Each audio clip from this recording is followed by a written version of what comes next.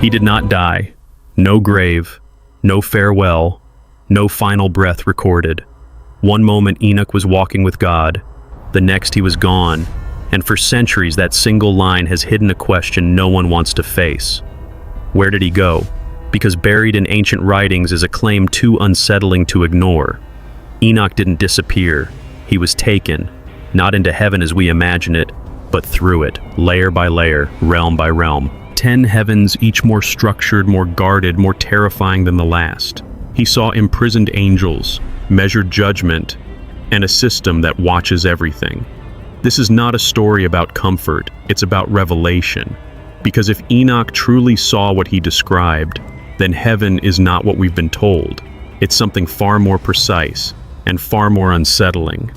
Let's begin where it all started the night he was called. Enoch was 165 years old when the night came upon him, and nothing in the ancient world would have marked him as the kind of man history expected to remember. He was not introduced to us as a conqueror, not as the founder of a city, not as a king surrounded by monuments. He was a father, a man rooted in household lineage, memory, and obedience. In the generations before the flood, when human violence was beginning to thicken in the earth, Enoch stood out for a quieter reason. He walked with God, not once, not in crisis, but as a pattern of life. Heaven did not choose the loudest man, it chose the aligned man. Then came the night that broke the ordinary world. The air changed before the sky did. Ancient tradition describes two great beings descending to him, and they were not tender figures shaped for comfort. Their appearance carried the terror that so often surrounds biblical encounters with the holy. Their faces shone like heated bronze. Their eyes were like fire seen through metal. Their words did not drift toward Enoch like a suggestion. They struck him with the force of decree. You are required. There was no bargaining, no long preparation, no request for consent. The summons itself revealed something unsettling about the heavenly order. When God appoints, he does not negotiate with human preference. Enoch was not being invited into a mystical experience. He was being called into a commission. And still before he was taken upward, he turned toward what mattered on earth, toward his sons, toward the future he would leave behind. Methuselah stood before him, the son whose long life would later become a sign to generations. Alongside him were the others of his household, receiving not poetry, but warning. Enoch told them to remain with the God of heaven, to reject the seduction of empty powers, and never to trust what dazzles if it stands against the truth. It is one of the most piercing moments in the story. A man standing on the threshold of heaven does not speak first about wonders, but about faithfulness. He knew the world below was already shifting. Corruption was growing. False worship would deepen. Judgment would not remain delayed forever. If you had heard that call, would you have stepped forward, or would fear have chained you to the familiar? Leave your thoughts below as part of this journey, because Enoch's ascent is not only about one man's destiny. It exposes the question hidden in every soul: when truth calls, do we follow? Then it happened. He was lifted, not by his own strength, not by dream, not by metaphor, lifted from the ground of men toward the realms above. And what awaited him in the first heaven was not peace but structure, not silence but order so immense it would change everything he thought he knew. The first heaven did not greet Enoch with music, nor with the golden stillness that later generations would imagine when they spoke of paradise. It opened before him like a vast and ordered frontier, immense beyond measure, yet precise in every movement. This was not the throne room of God. It was the outer court of creation, the realm nearest to the world of men, where the visible heavens were sustained by invisible labor. Enoch saw chambers where snow was stored, treasuries of ice and mist, reservoirs of rain held back until their appointed hour. He saw clouds not drifting aimlessly, but gathered and released with intention. Winds were not wild, they were commissioned. Even the changing of seasons, which men below received as habit, was revealed to him as governance. Nature was not automatic, it was administered. There were angels there, but not in the way artists would later paint them. They were not standing in repose with folded wings and distant eyes. They were working, attending, measuring, moving within a system older than kings and more exact than empires. They governed luminaries, maintained balances, watched over the rhythms that made harvest and famine, storm and calm possible. Enoch, a son of earth, was being shown that creation was not a machine abandoned by its maker. It was a kingdom in motion, alive with delegated order. That realization alone was enough to humble a man. But the ascent did not pause for wonder. He was taken higher. Then the second heaven opened and the atmosphere changed at once. The brightness thinned. The weight increased. What had felt vast in the first heaven now felt constrained, like moving from an open court into a sealed chamber of grief. Here there was no beauty of clouds, no majesty of weather, no calm motion of obedient hosts. This realm was occupied by beings whose splendor had curdled into ruin. They were angels, and yet they were not as angels should be. Their glory had become burden. Their posture was broken. Their condition spoke of judgment already begun but not yet complete. This was not mythology dressed in religious language. This was confinement. These were the fallen watchers remembered in ancient Jewish tradition as those who transgressed the boundaries set by God, descending into forbidden union, corrupting what had been entrusted to them.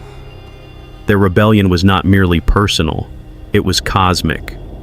They had reached across an order they were never meant to break, and the wound of that defiance spread downward into the earth. Violence, corruption, forbidden knowledge, the distortion of human life itself. Enoch now stood in the presence of the ones blamed for helping fracture the world before the flood. And when they saw him, something even more disturbing happened. They pleaded, not with heaven, with him. Speak for us. The fallen ones, once higher than men in strength and station, now looked upon a human being as a possible intercessor. In that single moment, the hierarchy of the universe seemed to shift before Enoch's eyes. A son of dust was being asked to do what imprisoned angels could not. They knew judgment was real. They knew their revolt had cost them more than freedom. And somehow they understood that Enoch, because he still walked within obedience, possessed a nearness to God they had thrown away. But Enoch did not agree. He refused them not because he lacked pity, but because he had begun to understand the terrible clarity of divine order. There are prayers heaven receives, and there are rebellions heaven has already answered. Some doors once broken through in pride do not reopen through desperation. And if the second heaven was a prison, then the third would reveal something even more unsettling, that reward and punishment were not distant abstractions, but neighboring realities already prepared. The third heaven is where weaker tellings of Enoch usually slow down and grow sentimental. They say paradise and the listener relaxes. They say garden and the imagination fills with softness. But Enoch's vision does not permit that kind of comfort. When he was brought into the third heaven, he did not enter a vague realm of peace floating beyond judgment. He entered a place where beauty and consequence stood in terrifying proximity, where holiness was not decorative but guarded. Before him opened a garden too radiant for ordinary speech. Its trees did not wither. Its leaves did not fall. Its fragrance did not merely fill the air. It seemed to carry intelligence, as though creation itself remembered the voice that had first called it good.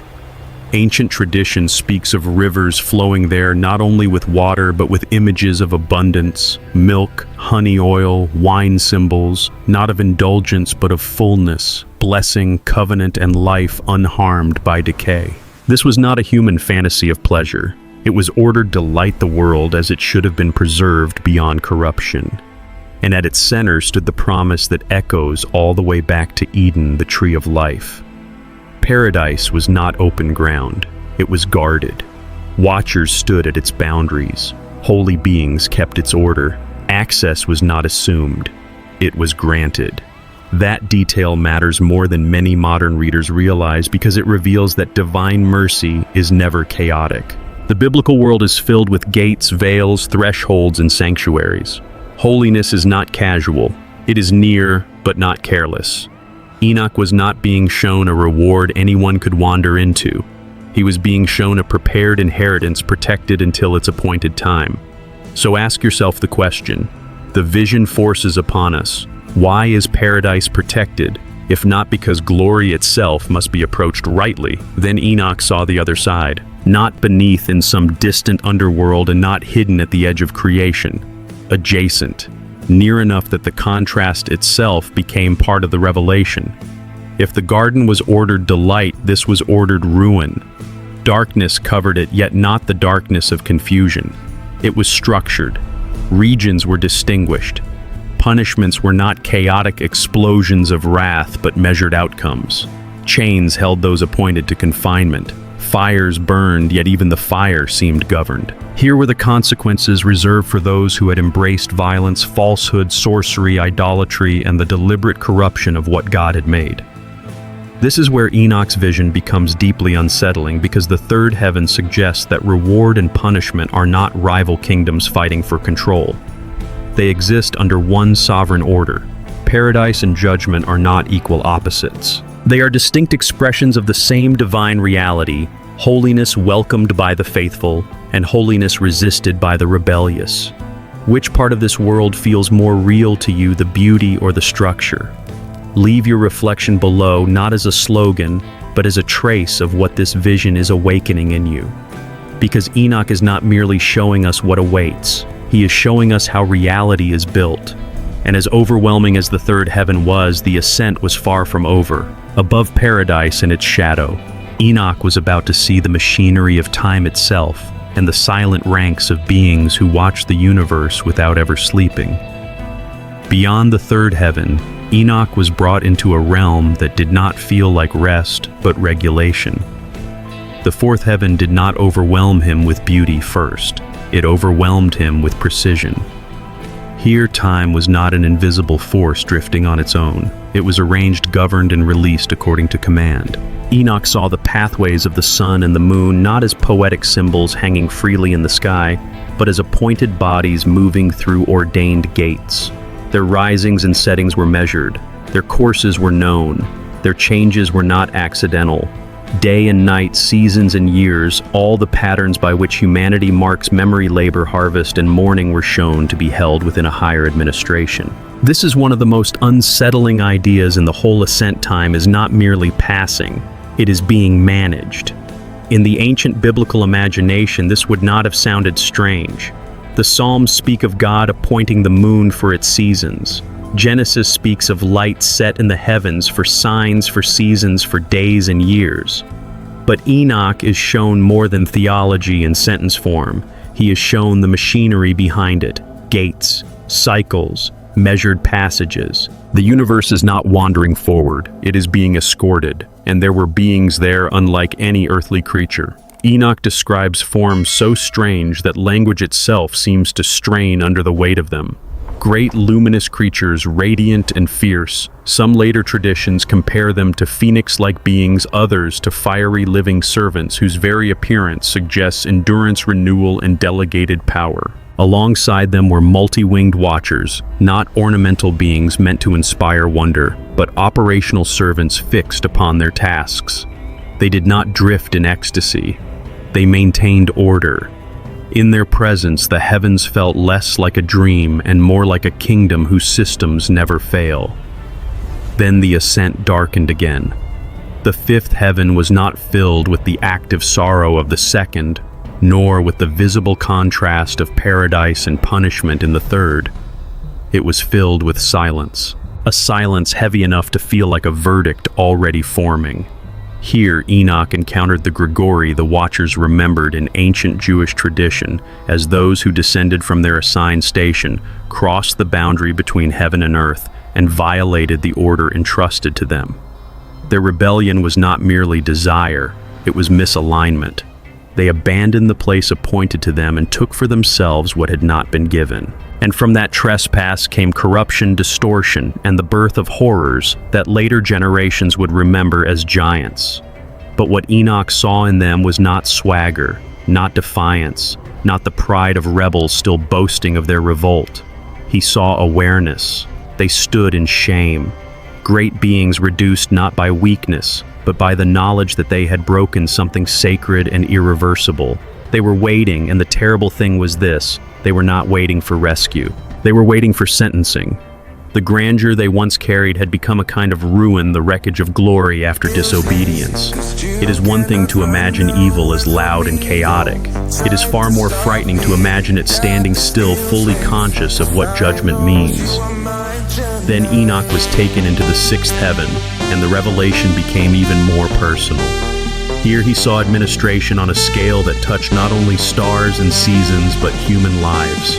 Angels recorded. They observed. They reported. They governed aspects of creation, yes, but also the moral movement of the world below.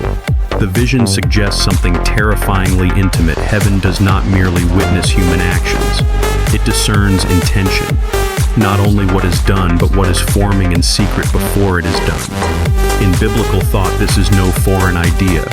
The God of Israel searches hearts, weighs spirits, knows the inward parts. But in Enoch's ascent, that truth becomes visual, almost unbearable.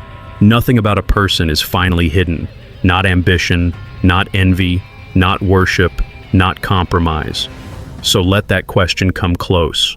What if nothing about you is unseen?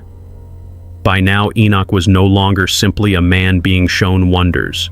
He was becoming a witness to a universe where every motion, every rebellion, every season, and every human impulse exists under watchful order. And yet above these heavens of time, shame, and administration, there remained higher realms, still realms of throne fire, angelic armies, and the terrifying nearness of the one for whom all of this existed. By the time Enoch approached the higher heavens, he was no longer responding as a startled man dragged upward through mysteries too large for him. Something in him had begun to change. The fear remained, but it was no longer the fear of confusion. It had become the fear of nearness. He was learning that the closer one comes to the center of reality, the less room remains for illusion. The seventh heaven did not unfold like a landscape. It struck like a kingdom in motion. Sound was everywhere, but not noise. It was ordered intensity, layered like ranks in an army no human empire could imitate. There were beings there whose forms did not belong to Earth's categories, burning winged, many-eyed, radiant with delegated glory. They did not resemble the softened figures of later imagination. They were terrifying because they were alive with purpose. Here, holiness was not passive. It moved, it served, it guarded. And in this realm, Gabriel appears not as a sentimental messenger of gentle scenes, but as a figure of terrifying precision. He does not comfort Enoch with explanations. He escorts him with authority. That detail matters. Enoch is not a tourist in heaven. He is under escort because one does not wander into the upper courts of God. One is brought. Then came the eighth and the ninth heavens, and the vision widened again. Here Enoch beheld the deeper patterns of the stars, not as decorations strewn across the night to inspire wonder, but as signs embedded with order. Ancient people looked to the heavens for calendars, navigation harvests, and kingship. But Enoch is shown something more profound. Creation carries intelligible structure. The stars mark more than beauty. They reveal measure, cycles, appointed rhythms. The cosmos is not mute. It speaks though not in the language of men. And yet even here, where the architecture of the heavens stretched beyond human thought, Enoch was not permitted to remain. There was still one ascent left. Then came the 10th heaven, Aravat. And the shock was not thunder. It was stillness. Not emptiness, but the kind of stillness that makes every other sound feel temporary. No storm, no rushing wings, no visible fire consuming the scene, only an unbearable sense of presence. This is one of the most powerful features of the tradition. The highest heaven is not described as theatrical spectacle, but as the place where created language begins to fail. God is not reduced to an image. He is known by the overwhelming reality of being before him. And there Enoch was changed. He was clothed in glory, anointed, washed from the weakness of earthly corruption, and made fit not to become divine, but to endure the court of heaven without being undone. He was not crowned as a ruler. He was remade as a witness. That is the twist at the center of the ascent. The goal was not exaltation for its own sake. It was testimony. Then came the charge, record what you have seen. The tradition says he was given heavenly assistance to write, and that the knowledge entrusted to him would fill hundreds of books, 366 in some accounts concerning the heavens, the earth, the courses of creation, the fate of souls, the corruption of the world, and the judgment to come, not for his age alone, but for generations yet unborn, for a future that would be tempted to forget that the universe has a throne at its center. But the most disturbing part was not that Enoch was taken upward. It was that after seeing all this, he was sent back with memory intact. And what a man does after standing that close to eternity is where the story becomes even more dangerous. Enoch returned to the world of men, but the old world could no longer hold him in the same way. The ground beneath his feet was the same ground he had once crossed as a father, as a man among generations, as one more witness to the slow corruption of the ancient earth.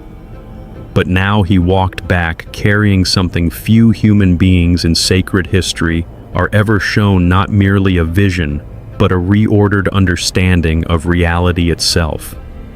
He had seen that heaven was not vague, not sentimental, not a distant cloud of comfort above human suffering. It was structured, ranked, governed, guarded, and alive with moral consequence. And once a man sees that he cannot return unchanged, that is the first disturbing possibility. Enoch did not merely go up, he came back with knowledge. Why would a human be shown all this? Not an archangel already familiar with the courts above. Not a king whose power could confuse revelation with self-importance. A human, a son of Adam, a representative of the race that had fallen, multiplied, built, sinned, and would soon be judged in the flood. That choice is not accidental. In the biblical imagination, God often entrusts his warnings not to the mighty but to the faithful. Enoch's ascent was not entertainment, it was commission. And that is where the story stops being ancient and starts becoming uncomfortably close. Because if the heavens Enoch described are arranged with such precision, then history below is not random. If the courses of the stars are measured, if rebellious spirits are confined, if paradise is guarded, if judgment is already prepared, and if even the intentions of the human heart are not hidden from the courts above, then the world is not drifting. It is being witnessed. Moral reality is not negotiable. The universe is not indifferent. The silence of God is not absence. It may be delay, it may be mercy, but it is never neglect. This is one reason Enoch mattered so deeply in Jewish and early Christian imagination, even where his books were debated or not included in the final canon. His name remained a sign. Genesis says he walked with God and was taken. Hebrews says he pleased God. The ancient traditions around him expanded that mystery into a warning. Do not mistake the patience of heaven for blindness. Do not confuse delay with approval. Judgment may seem far away to those who live by appetite and violence, but from the perspective of eternity, it may already be moving toward its hour. What if Enoch's journey was not given to satisfy curiosity about the architecture of heaven, but to expose the architecture of accountability? What if the terrifying part of his vision is not the imprisoned watchers, not the guarded garden, not even the upper heavens blazing with order, but the realization that human life is lived before a throne, whether it acknowledges that throne or not? That possibility changes everything. It means rebellion is never private.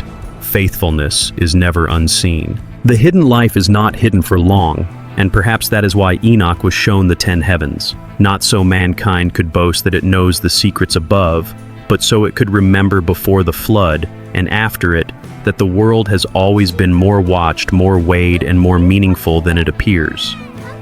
Because if Enoch's ascent was a preview, then the final meeting between heaven and earth is not myth, it is appointment. And if Enoch's journey was a preview, then our lives are not small moments drifting into silence, they are chapters being remembered.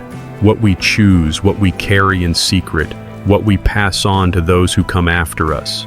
These are not lost, they become legacy.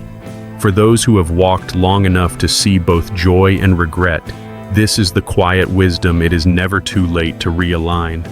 Faithfulness is not measured by how loudly we lived, but by how steadily we walked. And perhaps like Enoch, the greatest life is not the one that impresses the world, but the one that walks closely enough with God to be known.